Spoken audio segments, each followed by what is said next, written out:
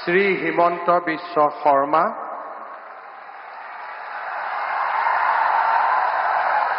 ঈশ্বৰৰ নামত শপত লওঁ যে বিধিৰ দ্বাৰা স্থাপিত ভাৰতৰ সংবিধানৰ প্ৰতি মই প্ৰকৃত বিশ্বাস আৰু আনুগত্য পোষণ কৰিম।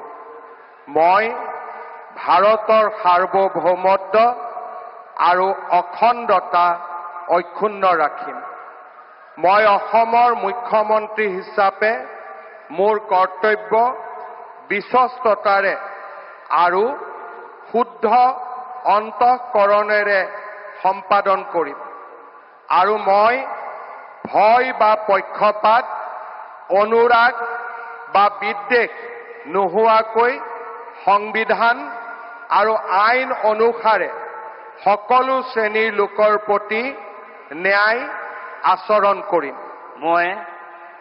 মই শ্ৰী হিমন্ত বিশ্ব শৰ্মা ঈশ্বৰৰ নামত শপত লওঁ যে মই অসমৰ মুখ্যমন্ত্ৰী হিচাপে মোৰ কৰ্তব্যৰ যথাযথ সম্পাদনৰ বাবে আৱশ্যক হোৱাৰ বাহিৰে মই এনে বিষয় যি অসমৰ মুখ্যমন্ত্ৰী হিচাপে মোৰ বিবেচনাৰ বাবে অনা হ'ব বা মোৰ জ্ঞাত হ'ব, তেনে বিষয় মই কোনো ব্যক্তি বা ব্যক্তিসকলৰ ওচৰত প্ৰত্যক্ষ বা পৰোক্ষভাৱে অৱগত বা প্ৰকাশ নকৰিম।